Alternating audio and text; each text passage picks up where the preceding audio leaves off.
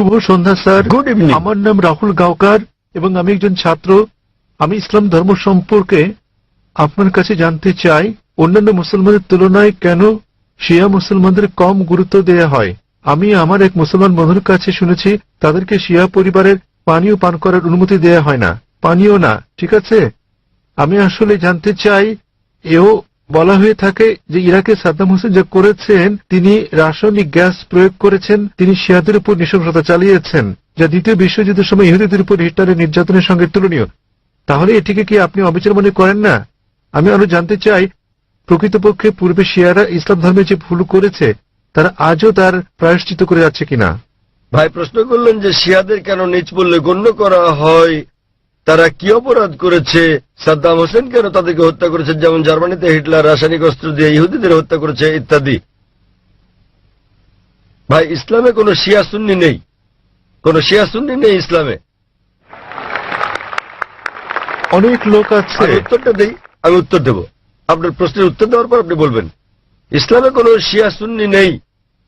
কোরআনে বলা হয়েছে সূরা আলে ইমরান অধ্যায় 3 আয়াত নম্বর 103, ওয়াতাসিমু বিহাবলিল্লাহি জামিআ ওয়া লা তাফাররাকু। তোমরা আল্লাহর রজ্জু শক্ত করে ধরো এবং পরস্পর বিচ্ছিন্ন হও না। আমাদেরকে আল্লাহর রজ্জু ধরতে হবে, এটা কোরআন এবং নবী মুহাম্মদ সাল্লাল্লাহু আলাইহি ওয়াসাল্লামের সহিহ হাদিস। যদি আপনি এই রজ্জু ধরেন তাহলে আপনি খাঁটি মুসলিম। ইসলামে শিয়া সুন্নি নেই এবং ইসলামের কোনো ভাগ নেই। কোরআন বলছে সূরা আনাম অধ্যায় নম্বর 6 আয়াত নম্বর 159, হে নবী, নিশ্চয়ই যারা খণ্ড বিখণ্ড করেছে, অনেক দল করেছে ইসলাম ধর্মকে, তাদের সাথে আপনার কোনো সম্পর্ক নেই। আল্লাহ বিচার দিবসে তাদের ব্যাপারটা দেখবেন। এবং আমাদের নবী মুহাম্মদ সাল্লাল্লাহু আলাইহি ওয়াসাল্লাম বলেছেন যে মুসলিমদের মধ্যে 73টি দল হবে, এর মধ্যে কেবলমাত্র একটি দল যাবে জান্নাতে। সাহাবাগণ জিজ্ঞেস করলেন কোন দলটি? যারা অনুসরণ করবে আমাকে এবং আমার সাহাবীদের, যারা কোরআন এবং নবীর সহিহ হাদিস মেনে চলবে তারা। সুতরাং কোরআন বলছে ধর্মকে খণ্ড বিখণ্ড করো না। আমাদের নবী বলেন, এমনকি কোরআনে বলা হয়েছে কিছু লোক থাকবে তারা দল সৃষ্টি করবে। কতটা? 73টা। যে দল সঠিক পথে থাকবে তারা বিভাজন সৃষ্টি করবে না। সুতরাং যে কেউ নিজেকে মুসলিম ছাড়া অন্য কিছু বললেও শব্দটি হবে মুসলিম। মুসলিম মানে যে নিজের ইচ্ছাকে আল্লাহর কাছে সমর্পণ করেছে। নবী কি ছিলেন? তিনি শিয়া ছিলেন না সুন্নি ছিলেন? তিনি কি ছিলেন? তিনি ছিলেন মুসলিম। এবং এর আগে আমি বোনকে যে জবাব দিয়েছি তাতে ছিল সূরা আলে ইমরান অধ্যায় 3 আয়াত নম্বর 64 বলা হয়েছে, ফাকুলু শাদু বিআন্না মুসলিমুন।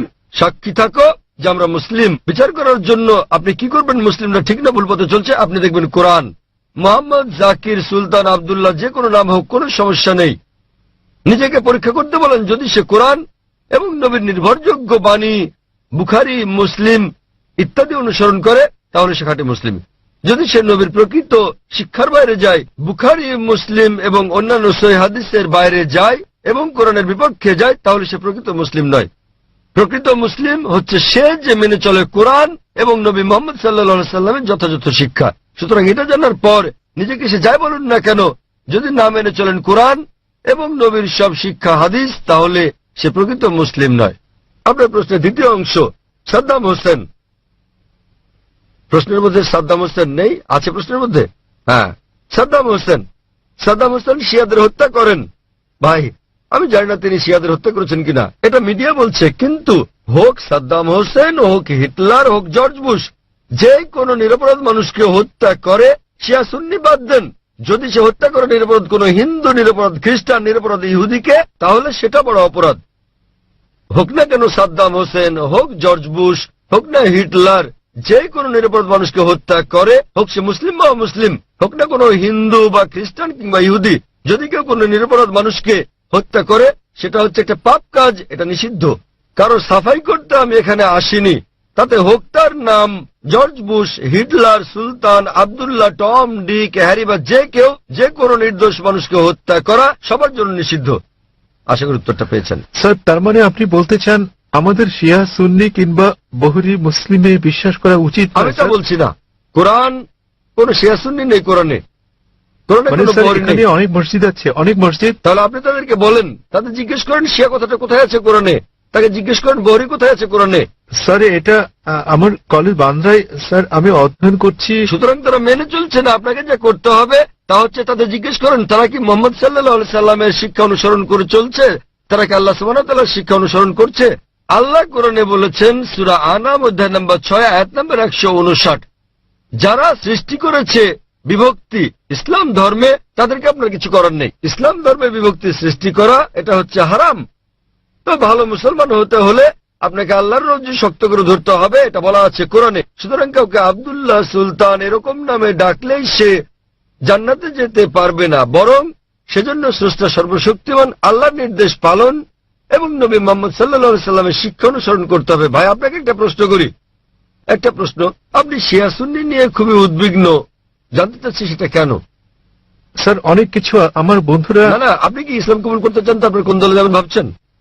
স্যার আমি আমি জিজ্ঞেস করছি, জি আপনি কি ইসলাম কবুল করতে চান আর ভাবছেন শিয়া না সুন্নিতে যোগ দেবেন? তাই স্যার না, আমি না, ইসলাম কবুল করতে চাচ্ছেন না।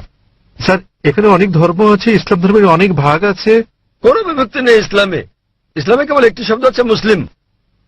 আপনাকে যে যাই বলুক, হ্যাঁ হ্যাঁ, আপনাকে তারা বলেনি যে কোরআন বলেছে। আমি আপনাকে রেফারেন্স দিচ্ছি।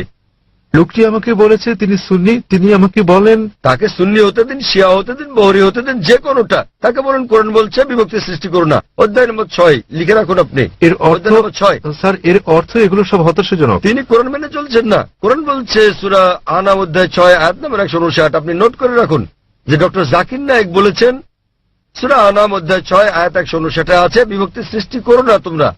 আপনাকে যা করতে হবে, নিজেকে ঈশ্বরের কাছে সমর্পণ করতে হবে আপনার। এখন আমি জানতে চাই, আপনি কি নিজেকে ঈশ্বরের কাছে সমর্পণ করতে চান? ভাই, নিজেকে হ্যাঁ ঈশ্বরের কাছে সমর্পণ করতে চান আপনি?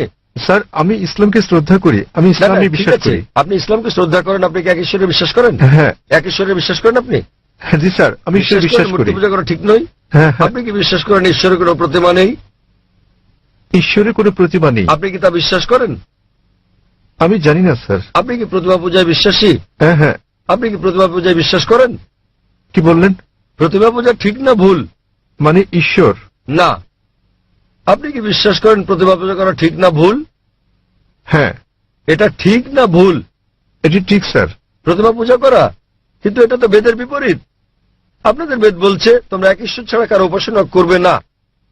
এটা উল্লেখ আছে আপনাদের যজুর্বেদে অধ্যায় 32 অনুচ্ছেদ 3, শ্বেতাশ্বেতারা উপনিষদ অধ্যায় 4 অনুচ্ছেদ 19। न तस्य प्रतिमा अस्ति মহান ঈশ্বরের কোনো পুতুল নেই, কোনো আকৃতি নেই, কোনো ফটোগ্রাফ নেই, কোনো ছবি নেই, কোনো প্রতিমা নেই, কোনো ভাস্কর্য নেই, কোনো মূর্তি নেই। আমি আপনাকে জিজ্ঞেস করছি, যখন আপনাদের বেদ বলছে ঈশ্বরের কোনো আকৃতি নেই, কোনো মূর্তি নেই, কোনো প্রতিমা নেই, এরপরও কি আপনি প্রতিমা পূজা বিশ্বাস করেন? জি স্যার। শিয়া সুন্নি বাদ দেন, আপনাকে জিজ্ঞেস করছি, আপনি কি বেদ মানেন? স্যার অনুসরণ করছেন কি না? ধর্ম মানেন কি না? স্যার, কারণ আমি এই ধর্মের স্যার। ঠিক, তাই আমি বলছি যে এটা আমার ভুল নয় স্যার, আমি এই এই ধর্মের মধ্যে ধর্মের জন্ম মধ্যে নিয়েছি বড় স্যার। হলো। আমি জিজ্ঞেস করছি যে অধ্যয়ন করা আপনার কর্তব্য কিনা। সে কারণে আপনার বেদ- আমি এই বিষয়টি অনুসন্ধান তাই আমি করছি। আপনাকে বলছি ভাই, আপনাদের ধর্মগ্রন্থ বেদে আছে, যজুর্বেদ অধ্যায় 32 অনুচ্ছেদ 3, শ্বেতাশ্বেতারা উপনিষদ অধ্যায় 4 অনুচ্ছেদ 19। এটা বলছে न तस्य प्रतिमा अस्ति এটা একটা সংস্কৃত উদ্ধৃতি। এর মানে সর্বশক্তিমান ঈশ্বরের কোনো প্রতিমা নেই, কোনো আকৃতি নেই, কোনো আলোকচিত্র নেই, কোনো ছবি নেই, কোনো ভাস্কর্য নেই, কোনো প্রতিমূর্তি নেই, কোনো পুতুল নেই। যদি আপনার ধর্মগ্রন্থ বলে সর্বশক্তিমান ঈশ্বরের প্রতিমা নেই, তাহলে কি প্রতিমা পূজা করা ঠিক না ভুল? ঠিক না ভুল? ঠিক বেঠিক ঠিক করার মতো এত বড় ব্যক্তি আমি নই স্যার। না, আপনার ধর্মগ্রন্থ বলছে ঈশ্বরের কোনো আকৃতি নেই, কোনো প্রতিমা নেই, কোনো মূর্তি নেই, কোনো ছবি নেই, তথাপি ঈশ্বরের মূর্তি করা ঠিক না ভুল? কেন আমার পূর্ববর্তী ব্যক্তিগণ, মানে আমার পূর্বসূরীরা কেন এই কাজ করেছে স্যার? স্যার আমি তাদের দোষ দিতে জি? পারি না। আমার পূর্বসূরীরা, আমার পূর্বে হিন্দু ধর্মের লোকেরা এটা করেছে স্যার। স্যার আমি তাদের দোষ দিতে আমি পারি না। হিন্দুদের প্রশ্ন করছি না, আমি আপনাকে জিজ্ঞেস করছি আপনার ধর্মগ্রন্থ, আপনার ধর্মের সবচেয়ে গ্রহণযোগ্য গ্রন্থ কোনটি? আপনি জানেন না? কি আপনি স্যার? কি জানেন আপনার ধর্মের সর্বশ্রেষ্ঠ গ্রন্থ কোনটি? স্যার এটা মানে হচ্ছে বেদ। হ্যাঁ তাহলে আপনি দেখেন আমার ভিডিও ক্যাসেট ইসলাম ও হিন্দু ধর্মের সাদৃশ্য সমূহ। আমি অনুরোধ করছি ভলান্টিয়ারদের তাকে একটা ইসলাম ও হিন্দু ধর্মের সাদৃশ্য নামে ডিভিডি দেওয়ার জন্য। আপনার কোনো প্রশ্ন থাকলে আমার সঙ্গে সাক্ষাৎ করতে পারেন, ইনশাল্লাহ আপনার সন্দেহ দূর হবে। আর আমি আপনাকে অনুরোধ করব এটা পড়ুন, বুঝুন এবং সঠিক শান্তি খুঁজে নিন। স্যার শেষ কথা আমি আপনাকে জিজ্ঞেস করতে চাই স্যার, মানে আমাদেরকে এসব বিশ্বাস করলে হবে না যে ইসলামে অনেক বিভক্তি আছে, যেমন শিয়া সুন্নি, এগুলো আমাদের বিশ্বাস করা উচিত নয়, আমাদের কেবল কোরআনে বিশ্বাস করা উচিত। কোরআন এবং নবীর সহিহ হাদিস ব্যাস। যে কোনো আলেম যায় বলুন, কোরআন বলছে সূরা নিসা অধ্যায় 4 আয়াত নম্বর 59, अतिउल्लाह अतिउर रसूल। আল্লাহ ও তার রাসূলকে মানো এবং অতঃপর তোমাদের মধ্যে যারা আদেশ দানের কর্তৃত্বপ্রাপ্ত, যাদেরকে এই কাজের দায়িত্ব দেওয়া হয়েছে তাদের, অর্থাৎ আপনাকে আল্লাহ এবং সর্বশক্তিমান ঈশ্বর, তার রাসূল এবং জ্ঞানী ব্যক্তিদের মান্য করতে হবে। কিন্তু আয়াতটা এখানেই শেষ হয়নি। আরো বলা হয়েছে যদি তারা কোনো বিষয়ে একমত হতে না পারে তো আল্লাহ তার রাসূলের উপর ছেড়ে দাও। যদি কেউ আপনাকে কিছু বলে আপনি তা কোরআন এবং সহিহ হাদিস দিয়ে যাচাই করুন সেটা ঠিক না ভুল।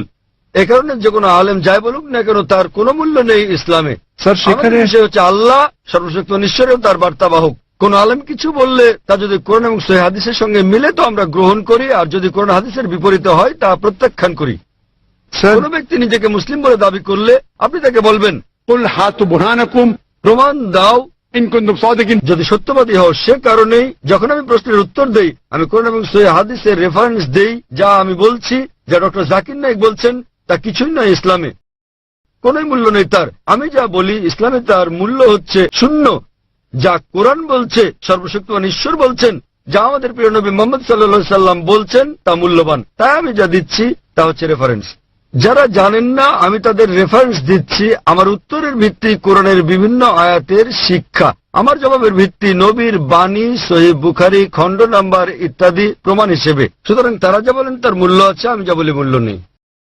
আশা করি উত্তরটা পেয়েছি।